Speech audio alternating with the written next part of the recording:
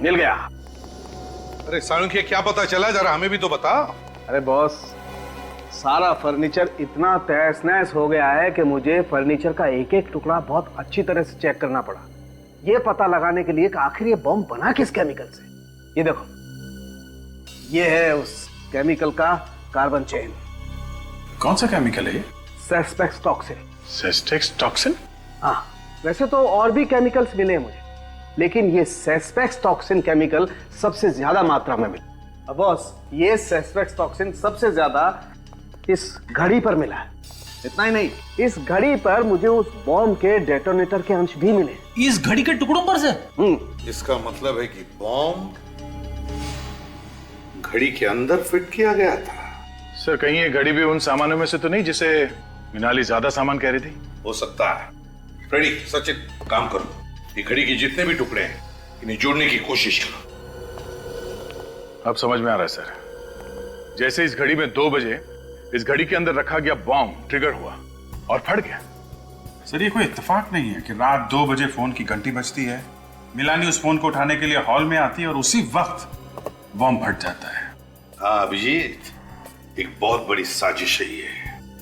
बस पता लगाना चाहिए कि ये फोन किया किसने था, किसने किया था फोन। सर, मुझे तो इस काम वाली बाई पे शक है सर। उस टाइम से कहा था कि ठीक 2 बजे धमाका हुआ था, मगर उसने कोई घड़ी नहीं पहन रखी थी, तो एग्जैक्टली धमाका कितने बजे हुआ उसे कैसे पता? इस काम वाली बाई से फिर से पूछताछ करनी पड़ेगी, लेकिन एक बात तो पक्की है कि बॉम्ब घड़ी में ही फिट किया गया था, और जैसे ही घड़ी में रात के 2 बजे धमाका हो गया और मिलानी मर गई। एक बात और बॉस, ठीक ऐसा ही घड़ी वाला बॉम्ब सेम कॉम्पोजिशन का मुझे नताशा के घर के सामान में भी मिला है। और सर, इन दोनों बॉम्ब्स में से ये जो कीले, कांच और मेटल के टुकड़े मिले, ये तो किसी भी हार्डवेयर शॉप में से बड़ी आसानी से मिल सकते हैं।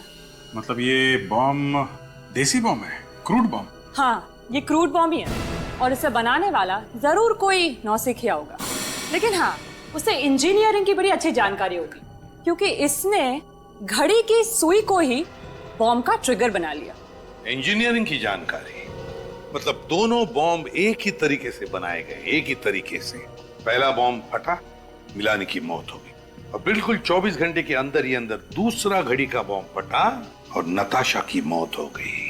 लेकिन एक बात है, ये सब कुछ जो हुआ वो उस करण, उस स्टेट एजेंट की गलती की वजह से, उसकी गलती की वजह से घर की अदला बदली हो गई। मिलानी भूल से रोजविला मतलब नताशा के घर में पहुंच गई और नताशा मिलानी के घर में। इसका मतलब है कि खूनी ने बॉम्ब नताशा के लिए बनाया था, नताशा के लिए, मिलानी के लिए नहीं। और जब उसे पता चला कि नताशा जिंदा है, तो ठीक वैसे ही बॉम्ब से उसने नताशा को भी मार दिया। तो ये देखिए, इस घड़ी के इस टुकड़े पे स्टिकर लगा हुआ है, लेकिन कुछ समझ में नहीं आ रहा कि क्या लिखा है इस पे। 1 मिनट में देखूं।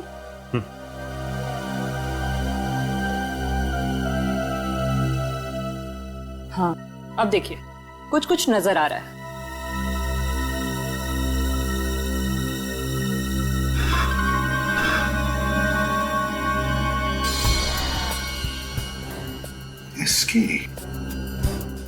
एसके, कैसा नाम है ये? एसके, कहीं ये कोई कंपनी तो नहीं जहां पर ये घड़ी बनी है, या फिर कोई दुकान जहां से ये घड़ी खरीदी गई है? ठीक से साफ सफाई करो। ये देखो कहां पे धब्बे लगे, पोंछो इसे। एक्सक्यूज मी, जी कहिए सर। जरा ये स्टिकर देख, एसके, ये आपकी दुकान का है? एसके, जी हाँ सर। सर ये स्टिकर तो मेरे दुकान का ही है सर। और तो और ये जो घड़ी का टुकड़ा है, इस घड़ी को तो मैंने पिछले हफ्ते ही बेचा था सर। आपकी इस घड़ी में एक हथियारे ने बॉम्ब फिट किया था, और उस बॉम्ब के फटने से एक औरत की मौत हो गई। ये क्या कह रहे हैं सर आप? बिल्कुल ठीक कह रहे हैं। आपको याद है किसको बेची थी आपने ये घड़ी? हाँ सर, एक आदमी आया था सर इसे खरीदने के लिए। ये देखो, वो आदमी ये था। हाँ सर, ये तो वही आदमी है सर। अच्छा, इसका नाम पता कुछ मालूम है आपको? नहीं सर, ये तो नहीं पता। कुछ और बता सकते हैं इस आदमी के बारे में? हाँ सर, याद आ गया। घड़ी खरीदते वक्त वो किसी से फोन पे बात कर रहा था सर। किससे बात कर रहा था? सर ये तो पता नहीं। अच्छा, आपने उसकी बातें सुनी? क्या कह रहा था? कुछ याद है? वो चारकोप के बारे में कह रहा था। चारकोप?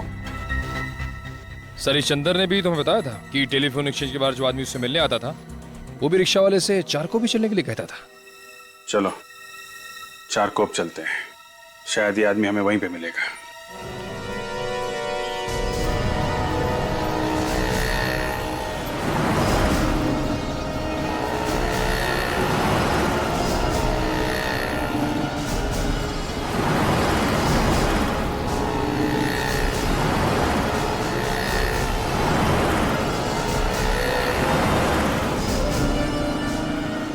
सर, कुछ नहीं पता चला। सर, उधर किसी को कुछ नहीं पता। कमाल है। एक दुकान सामने है, उससे पूछते हैं।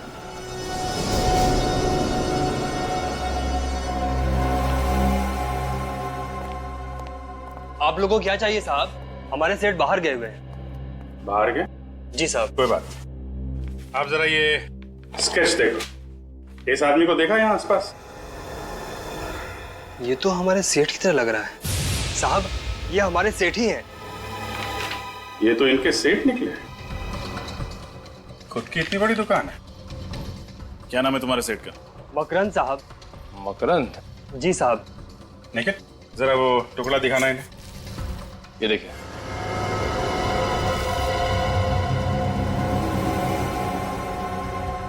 ये आपको कहाँ से मिला? अरे वाह, बड़ी जल्दी पहचान लिया तुमने इस घड़ी के टुकड़े को। जी साहब। तब तो तुम्हें यह भी मालूम होगा कि तुम्हारा सेठ क्या क्या गुल खिला रहा है। ये आप क्या कह रहे हैं साहब? मेरे कुछ समझ में नहीं आ रहा। समझ में नहीं आ रहा? ये टुकड़ा जब घड़ी हुआ करता था तो तुम्हारे साहब ने इसमें बॉम्ब फिट किया था, जिसकी वजह से 2 औरतों की जान चली गई, समझे तुम? क्या?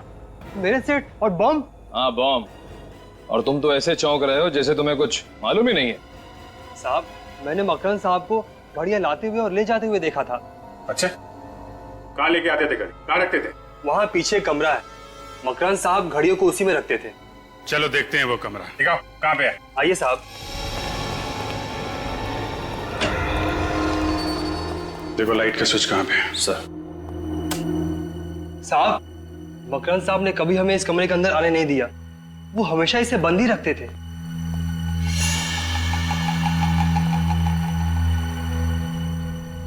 My God.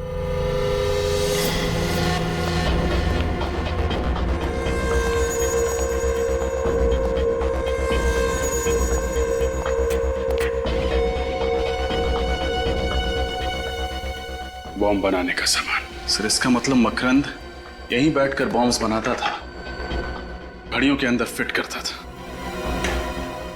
क्या ये सब? यहाँ इतना सब कुछ चल रहा था और तुम लोगों को कुछ पता नहीं चला? घड़ियां तो हमने देखी थी साहब, लेकिन उसके अंदर मकरंद साहब ने क्या हेरा फेरी की ये हमें मालूम नहीं पड़ा। सर, ये देखिए।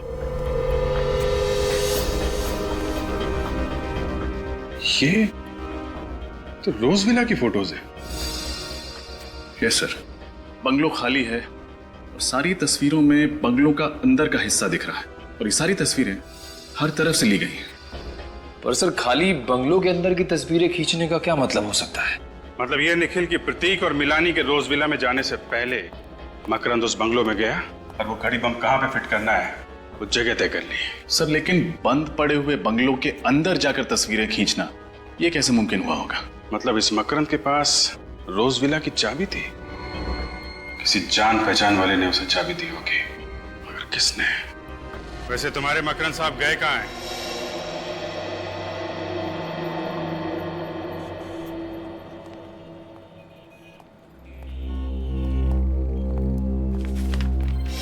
ये आप ही की दुकान का बिल है? जी सर, ये बिल मेरी ही दुकान का है। तो फिर इस पर जो 3 घड़ियां बेची गई है नताशा को, वो किसने बेची? शायद सोहन ने ये घड़ियां बेची थी सर। तो बुलाओ इस सोहन को। वो आज काम पे नहीं आया सर। काम पे नहीं आया? क्यों? देखिए ना, परसों ही उसे काम पे रखा था और कल से गायब है। परसों काम पे रखा परसों उसने घड़ियां बेची और कल से काम पे नहीं आ रहा है। कमाल है सर। लेकिन सर जो घड़ियां नताशा जी को उसने बेची थी वो हमारे स्टॉक में थी ही नहीं। क्या मतलब है आपका?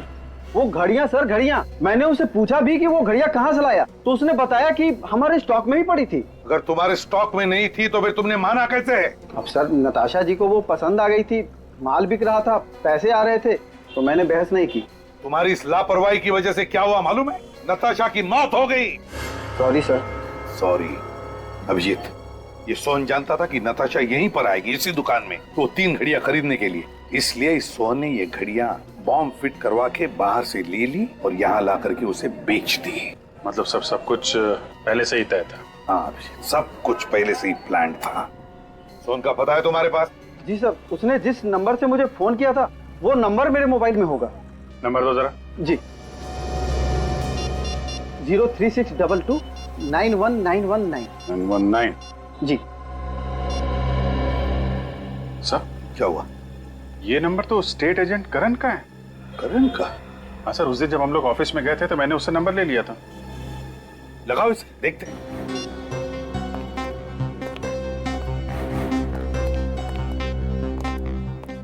नहीं सर, फोन बंद आ रहा है। बंद आ रहा है? सर इसका मतलब करण और सोहन एक ही आदमी है, और वो सोहन सिर्फ इसलिए बना था ताकि वो बॉम्ब वाली घड़ियां नताशा को बेच सके। हाँ अभिजीत, मुझे तो लगता है मकरंद को रोजविला की चाबी भी इसी करण ने दी, और नताशा की मौत का कारण भी यही है, ये करण। इस करण को उठाते हैं।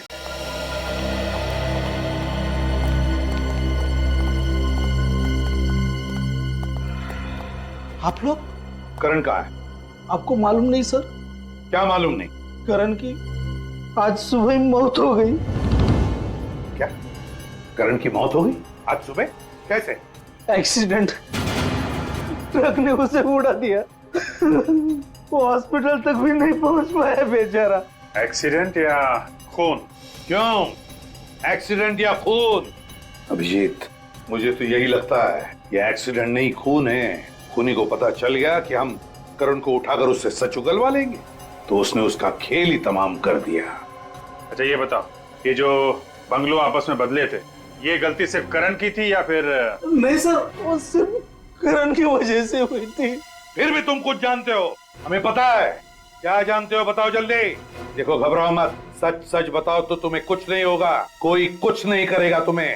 बताओ क्या जानते हो। देखिए सर, वो पिछले 2 दिन से काफी डरा हुआ है। उसके मन में कोई राज था। राज? कैसा राज? वो राज बताने से पहले उसकी मौत हो गई। क्या जानता था ये करण जिसकी वजह से उसकी मौत हो गई? करण के घर की तलाशी लेते हैं सर। सर वो इतना डरा हुआ था कि 2 दिन से ऑफिस में ही सो रहा था। क्या? 2 दिनों से वो ऑफिस में ही सो रहा था? वो घर गया ही नहीं? घर गया ही नहीं। करण 2 दिनों से घर गया ही? ये क्या है अभिजीत?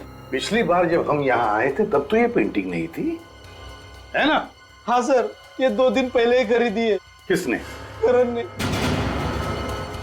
2 दिन पहले करण ने ये पेंटिंग खरीदी? 2 दिन पहले?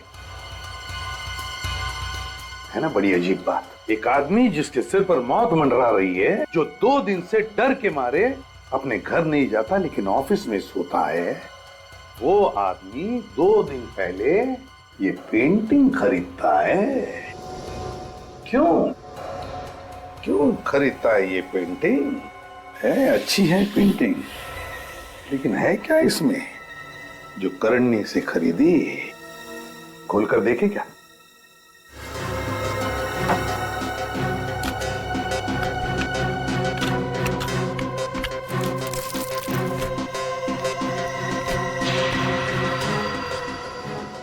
ओ, ये क्या है? Blank envelope. कुछ है इस एनवलप में।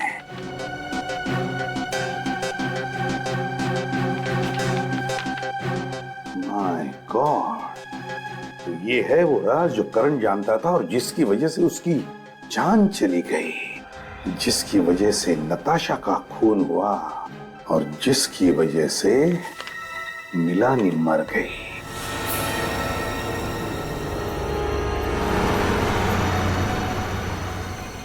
शोलापुर की इतनी सारी बसें निकल गई, लेकिन ये मकरंद अब तक दिखाई नहीं दिया। सर कहीं उसे पता तो नहीं चल गया कि हम लोग आने वाले हैं? देखते हैं, इंतजार करते हैं। और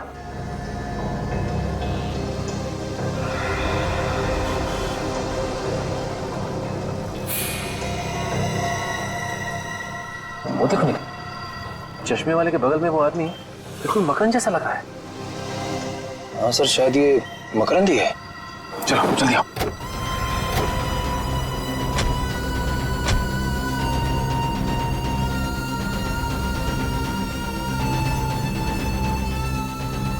मिस्टर मकरंद, कौन हो तुम लोग और मेरा नाम कैसे जानते हो? मकरंद बाबू, हम लोग सीआईडी से। सीआईडी? अगर आप लोग सीआईडी से हैं तो मैं इसमें क्या कर सकता हूँ? कुछ नहीं, हम ही करेंगे जो करना है। वैसे आपको याद होगा कि नताशा मिला नहीं और घड़ी बॉम्ब। ओह, तो आप लोगों को सब पता चल गया। लेकिन आप लोग मेरा कुछ बिगाड़ नहीं सकते, क्योंकि आप लोगों के पास मेरे खिलाफ कोई सबूत नहीं है। सबूत है मकरंद, सबूत है। करण मरने से पहले तुम्हारी काली करतूतों का चिट्ठा एक कागज पे लिख कर गया था, और वो कागज का टुकड़ा हमारे पास है, सीआईडी के पास। अब चुपचाप अपना जुर्म कबूल कर लो, वरना भागता किधर है?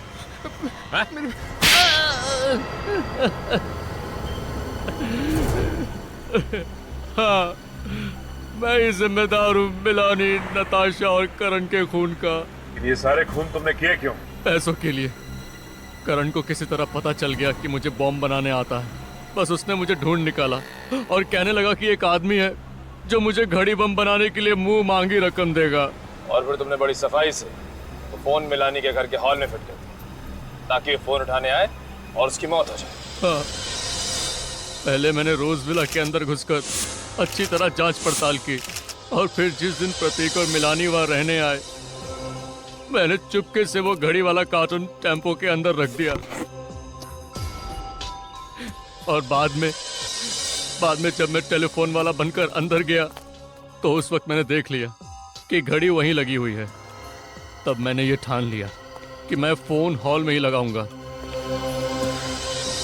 और जिस दुकान से नताशा ने घड़ियां ली थी उसमें भी बम मैंने ही लगाया था। और करण की मौत को तुमने बड़ी सफाई से एक्सीडेंट का रूप दे दिया। करना पड़ा, क्या करता। वो आप लोगों के सामने अपनी जबान खोलने वाला था, इसलिए उसे भी रास्ते से हटाना ही पड़ा। और ये सब कुछ करने के लिए तुम्हें पैसे किसने दिए? पैसे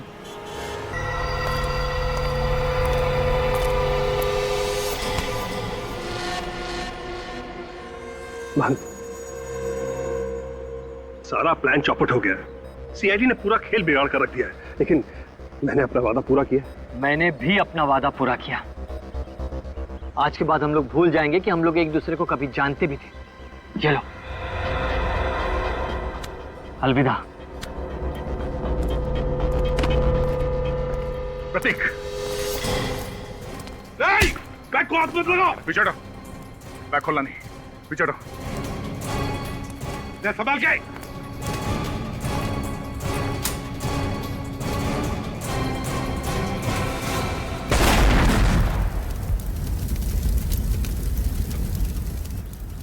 गद्दार, तूने मुझे मारने की कोशिश की। मैंने कुछ भी नहीं किया। ये सब इसी का किया हुआ है। झूठ बोल रहा है सर। दरअसल ये आप लोगों को भटकाने की कोशिश कर रहा है। प्लान इसी का था, इसी ने बनाया था। ये बोल रहा है साहब। मैं बता दूंगा। अरे कमाल कर रहा है। मैंने कुछ नहीं किया साहब। मेरा ये झूठ बोल रहा है। इसने क्या किया और क्या नहीं अभी पता चल जाएगा।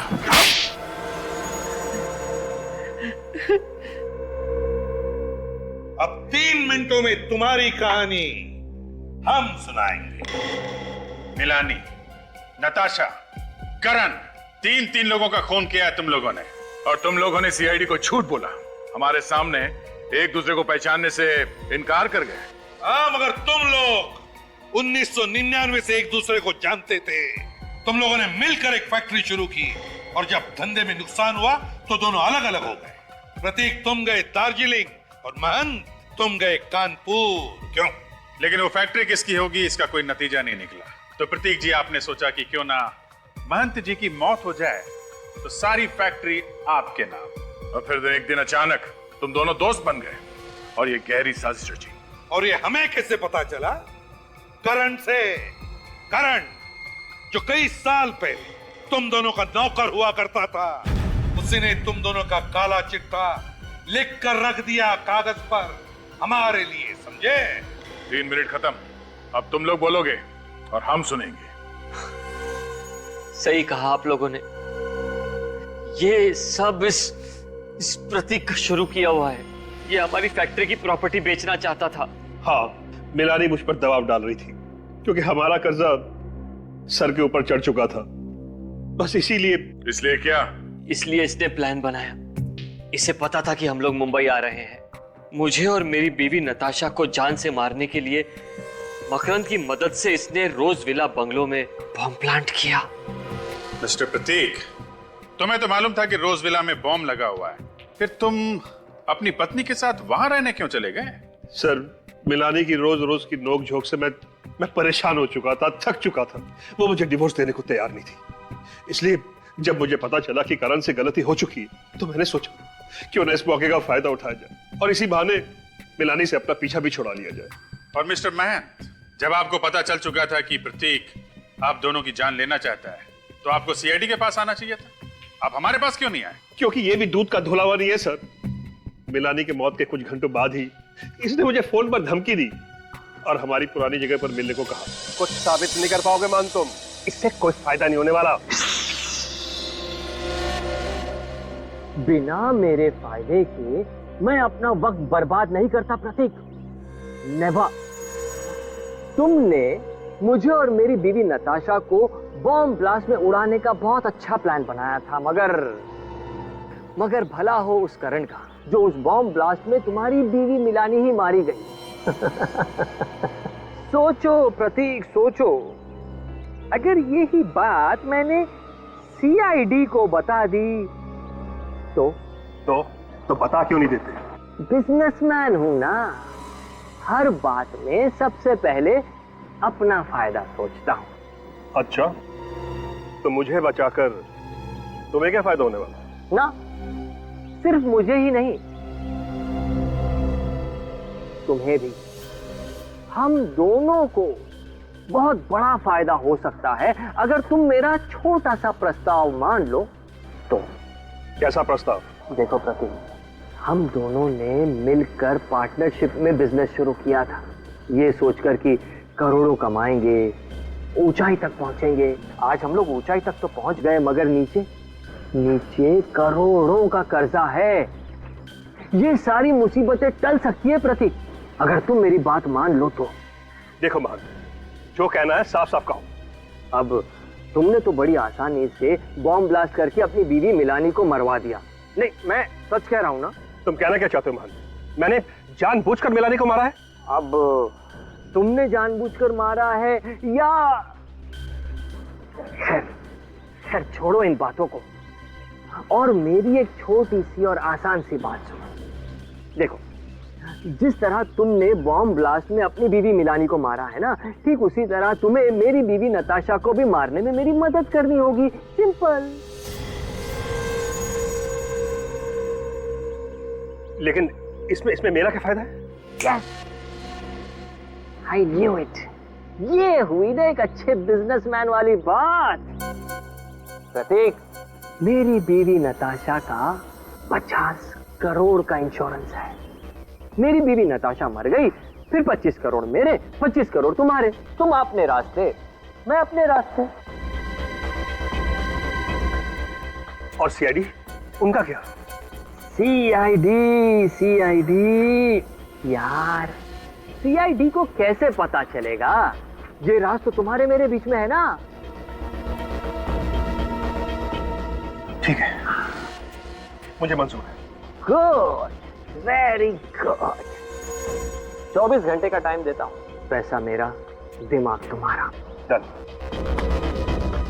24 घंटे। और फिर मैंने मकरंद को फोन किया। बम बनाना मेरा खुफिया पेशा है। जब मुझे दुगने पैसे का लालच दिया गया तो मैं इनकार न कर सका। प्रतीक, तुम्हारे इस प्लान का मोहरा था करण, मगर तुम दोनों ने उसे ही मार दिया। हाँ, दरअसल महंत और मैं कर्ज में डूबे हुए थे। दोनों को पैसों की सख्त जरूरत थी और करण, उसको शक हो गया था कि ये हम दोनों की मिलीभगत है, प्रतीक, तुमने अपने फायदे के लिए करण का इस्तेमाल किया और मान तुमने प्रतीक का। नताशा की मौत के बाद ब्रीफकेस में बॉम्ब रख के तुमने प्रतीक को दिया ताकि ये ऊपर पहुंच जाए और इंश्योरेंस के 50 करोड़ रुपए तुम अकेले हजम कर जाओ। नहीं सर, इरादा तो ऐसा नहीं था। मैंने प्रतीक से कहा भी कि जब तक सीआईडी का मामला ठंडा नहीं हो जाता धीरज रख और इंश्योरेंस के पैसे आने का इंतजार कर, मगर इसने मेरी एक नहीं सुनी। अब इसके हिस्से के इंश्योरेंस के 25 करोड़ रुपए मैं अपनी जेब से तो दे नहीं सकता था, इसीलिए। वक्त के साथ खेलने का बड़ा मजा आता है ना तुमको। अब जेल में बैठकर एक एक सेकंड, एक एक मिनट, एक एक घंटा, एक एक दिन गिनते रहना, तब तक फांसी का ऑर्डर आ ही जाएगा। काम हो गया क्या? मुझे 3 बजे का वादा किया तो तुमने, मुझे उसे भी जवाब देना है। मैं वक्त का बहुत पक्का आदमी हूं। ये लो अपनी घड़ी, देख लो सब कुछ ठीक है या नहीं।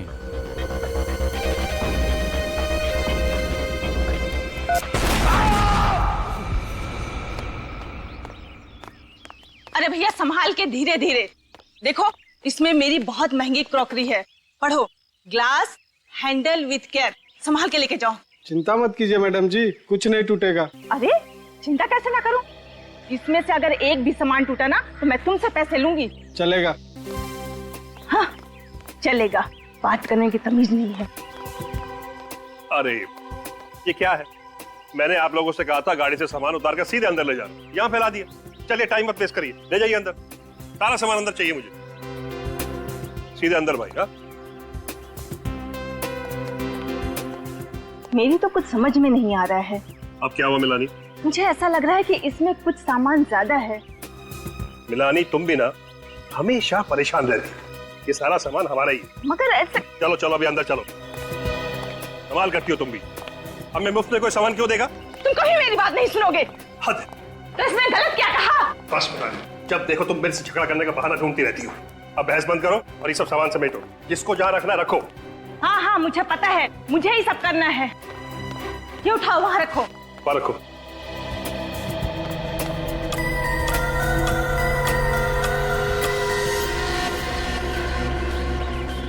चलो चलो जल्दी लाओ सामान सब।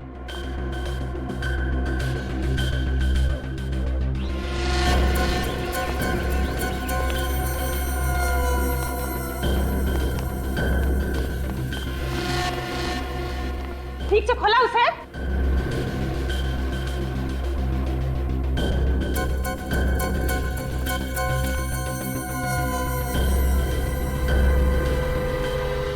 आप? जी मैं आरटीवी टेलीफोन एक्सचेंज से आया हूँ, आपके यहाँ ये टेलीफोन लगाना है। अच्छा। आई कार्ड है आपके पास? हाँ जी।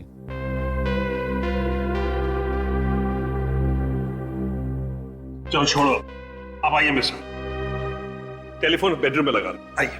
जी। अरे घड़ी क्या देख रही हो, काम करो जल्दी, इतना काम पड़ा है।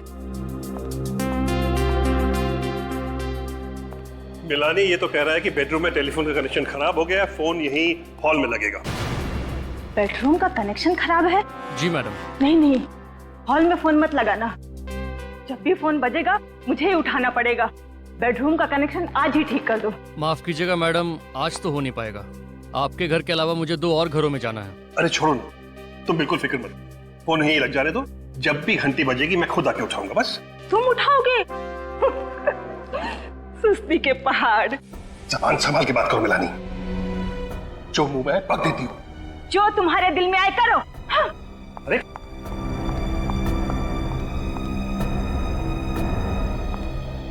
छोड़िए, कुछ भी बक देती है। आप प्लीज अपना काम कीजिए।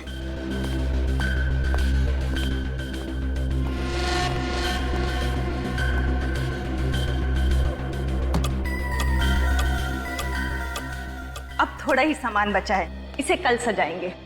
जी। मिलानी तुम बिल्कुल फिक्र मत करो, हमारे पास वक्त ही वक्त है, आराम से सजा लेना। हाँ तुम तो बोलोगे ही, आखिर घर तो हमें ही सजाना है ना। तुम फिर से शुरू हो गई ना? क्यों, सच्ची बात कड़वी लगी? तुमसे तो बात करना ही बेकार है।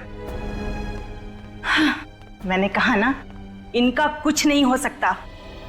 रीमा, तुमने घर के सारे खिड़की दरवाजे बंद कर लिए ना? जी मैम साहब। ठीक है, तुम जाओ सो जाओ, मैं भी सो जाती हूँ। जी।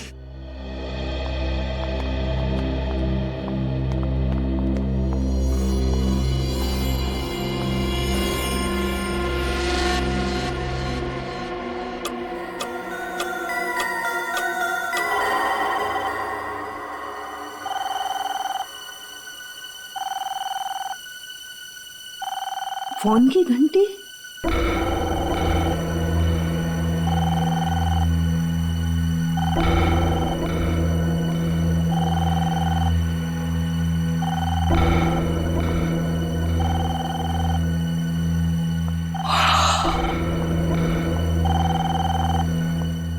फोन लगाया है नहीं कि फोन बजना शुरू। अभी तक तो पड़ोसियों से भी जान पहचान नहीं हुई।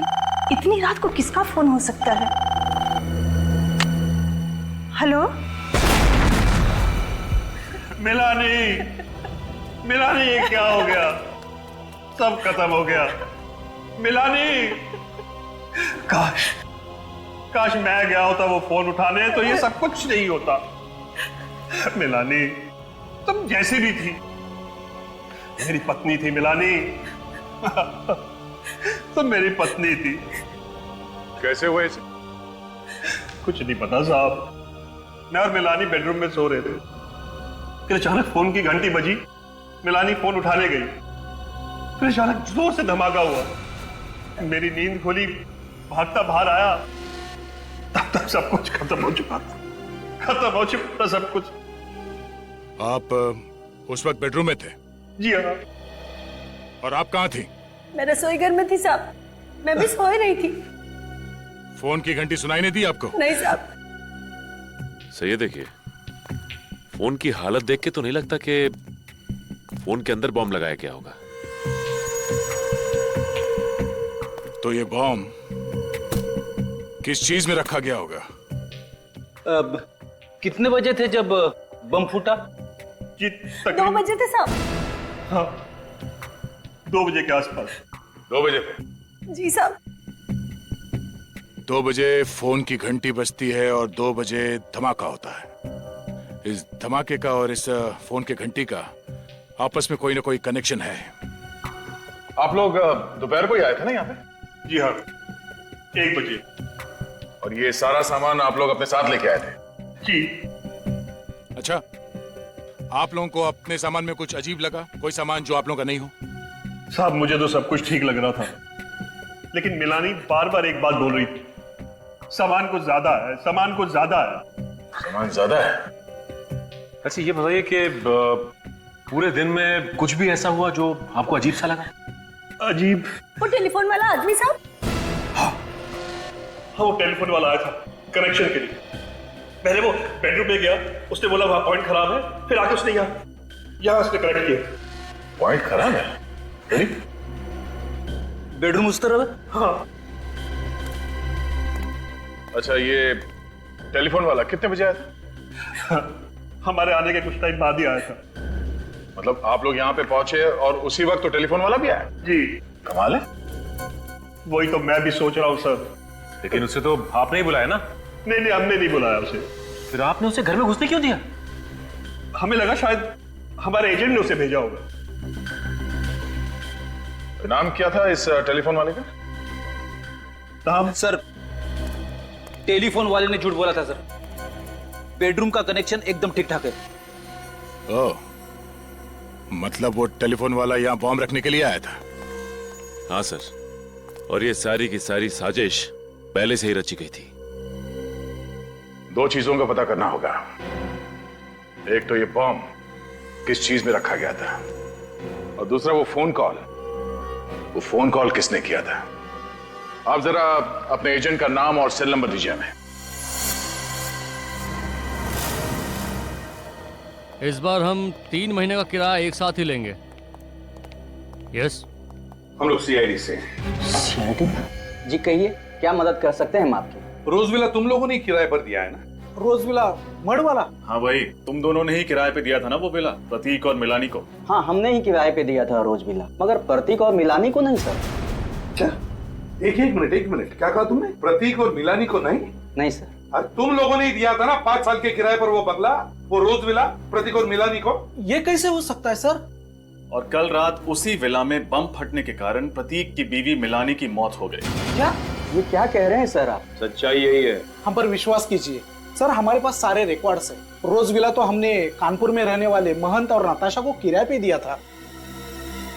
महंत और नताशा को? हाँ सर। और सर, आप जिस प्रतीक और मिलानी की बात कर रहे हैं ना, उनको तो हमने मालवनी का लाल महल किराए पर दिया था। करण, तुमने क्या गड़बड़ी कर रखी यार? सारे पेपर्स तो तुमने ही बनवाए थे ना। अभी तुम मुझे जवाब दो। सर, मुझसे ही गलती हो गई शायद। दोनों लोग एक ही दिन मुंबई आ रहे थे और दोनों को घर लेने की इतनी जल्दी थी, इतनी जल्दी कि बंगलो देखे बगैर डील पक्की कर दी। बकवास मत करो। आजकल के जमाने में कोई प्रॉपर्टी देखे बिना डील करता है क्या? और इस केस में एक नहीं दो लोग, प्रतीक और महंत, बिना घर देखे वहाँ रहने चले जाएंगे। सर, उन्होंने कहा कि वो किसी समस्या में उलझे हुए हैं, वो बंगला देखने नहीं आ सकते और अच्छा किराया भी देने के लिए तैयार थे, इसलिए हमने भी ज्यादा सवाल नहीं पूछे। सर, इसीलिए कागजात बनाते वक्त मुझसे गलती हो गई और जल्दबाजी में बंगलों की अदला बदली हो गई। जल्दबाजी में बंगलों की अदला बदली हो गई। और वो बॉम्ब, रोज विला में जो बॉम्ब था, उसके बारे में क्या जानते हो? सर, उस बम विस्फोट के बारे में हम कुछ नहीं जानते।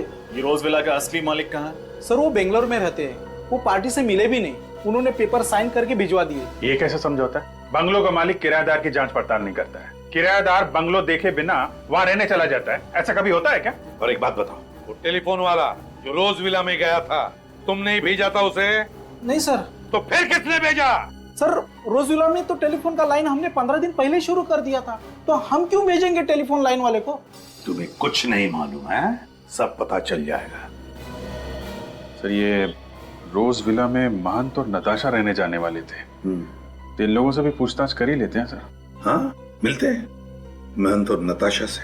लेकिन अभिजीत, पता लगाना पड़ेगा ये टेलीफोन वाला है कौन जो रोज विला में गया था।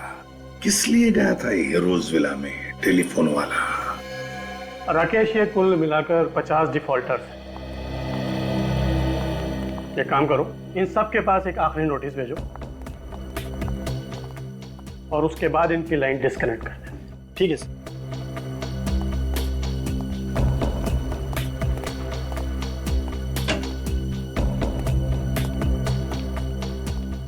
आप ही आरटीबी टेलीफोन एक्सचेंज के एरिया सुपरवाइजिंग मैनेजर हैं? जी, मेरा नाम विवेन है सर। देखिए, हम लोग सीआईडी से रोज विला मड आइलैंड में एक औरत का खून हुआ है और उसी सिलसिले में हम आपके एक कर्मचारी से मिलना चाहते हैं। वो कर्मचारी कल इस रोज विला में गया था एक नया टेलीफोन एक्सचेंज करने के लिए। सर, आप किस कर्मचारी की बात कर रहे हैं? उसका नाम तो हमें नहीं मालूम, लेकिन इन्होंने उसकी शक्ल देखी थी। एक मिनट सर। मड आइलैंड के रोज विला में कल किसको नए कनेक्शन के लिए भेजा था? क्या 2 हफ्ते पहले नया कनेक्शन लग चुका है? ऑनलाइन चालू है। किसे भेजा था वहां पर? चंदर को। ठीक है, उसे अंदर भेजो। विवेन साहब, ये हमें मालूम था कि रोज विला में 2 हफ्ते पहले ही एक नया कनेक्शन हो चुका है और फोन चालू है। इसीलिए हम इस कर्मचारी से, इस चंदर से मिलना चाहते हैं।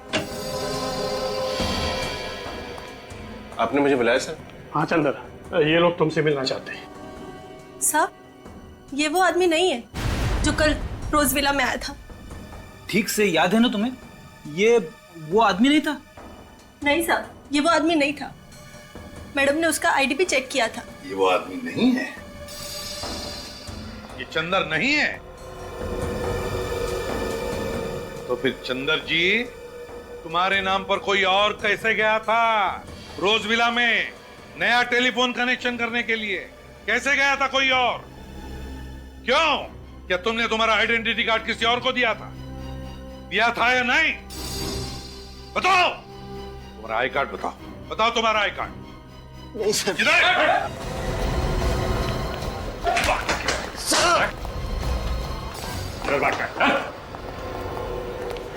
बताओ, बताओ कौन गया था तुम्हारे नाम पर? कौन गया था चंदर बनकर? जल्दी बता। सब मुझे उसका नाम नहीं मालूम साहब। कैसे नहीं मालूम? जल्दी बता। बता कौन है वो? क्या जानता है उसके बारे में तुम? मैं उसे ज्यादा नहीं जानता साहब, बस सिर्फ 1 हफ्ते से मैं उसे टेलीफोन एक्सचेंज के बाहर देखता था साहब। उसने मुझसे दोस्ती की, अपना प्लान बताकर मुझे अच्छे पैसे दिए साहब, ताकि मेरा मुंह बंद रहे। और क्या जानता है उसके बारे में? वो मुझसे मिलने के बाद अक्सर रिक्शा पकड़ता था सर। रिक्शा पकड़ता था? और क्या कहता था रिक्शा वाले को? कहाँ जाना है कहता था? चारकोप। चारकोप।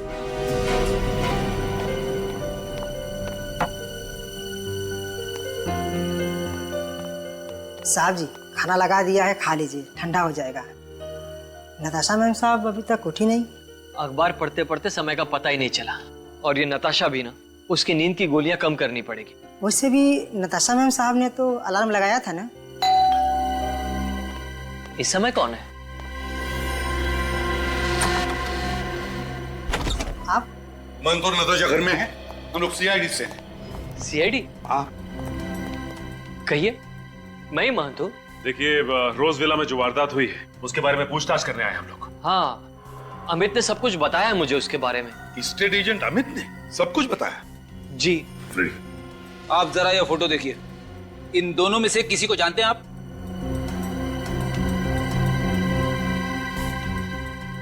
नहीं। नहीं। मंजी, ये मिलानी और प्रतीक है। जिस रोज विला में आप दोनों रहने जाने वाले थे, आपकी जगह ये गए और फिर आपको पता है क्या हादसा हुआ। ये प्रतीक और मिलानी है। ये सब उस दूसरे एजेंट करण की गलती की वजह से हुआ है। न वो बंगलों की अदला बदली करता और नहीं ये सब कुछ होता। लेकिन मान जी, बात अलग है। हमें शक है कि रोज विला के बॉम्ब फटने से मिलानी की जो मौत हो गई, वो बॉम्ब प्रतीक और मिलानी के लिए नहीं बल्कि आप दोनों के लिए था। आप लोगों के लिए। कि हम लोगों के लिए? जी हाँ। लेकिन हमें कौन मारना चाहता है? नताशा कहाँ है? आपकी बीवी कहाँ है? नताशा? वो तो सो रही है। गॉड, 2 बज गए और अब तक सो। नताशा! नताशा! नताशा! नताशा! नताशा! नताशा! छोड़ दीजिए मुझे, छोड़ दीजिए मुझे नताशा के पास जाना है। मंजी, मंजी, थोड़ा आप नताशा के पास नहीं जा सकते। अगर आप गए तो कोई एविडेंस होगा तो नष्ट हो जाएगा। प्लीज, हम आपका दुख समझें। प्लीज सचिन, फ्रेडी, देखो जरा गौर से, अच्छी तरह से देखो क्या मिलता है। नताशा,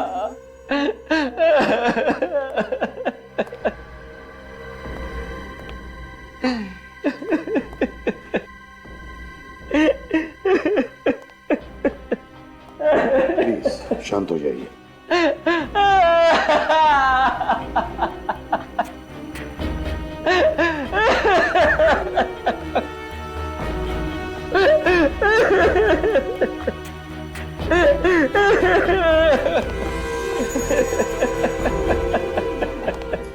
सर, घड़ी के टुकड़े, अलग अलग घड़ियों के। इतने सारे घड़ियों के टुकड़े? मान जी, नताशा के कमरे में इतनी सारी घड़ियां कैसे? नताशा को नींद से उठने में तकलीफ होती थी, इसीलिए उठने के लिए वो 3-3 घड़ियों में अलार्म लगाती थी। 3-3 घड़ियों? तो कहीं बॉम्ब इन घड़ियों में तो नहीं फिट किया गया था? बात बताइए, क्या ये घड़ियां नताशा ने खरीदी थी? जी हाँ। कहाँ से खरीदी थी, आप बता सकते हैं? यही पास ही में एक दुकान है, नीड्स नाम की, वहीं से खरीदी थी। नीड्स? जरूर घड़ियों में कुछ गड़बड़ है।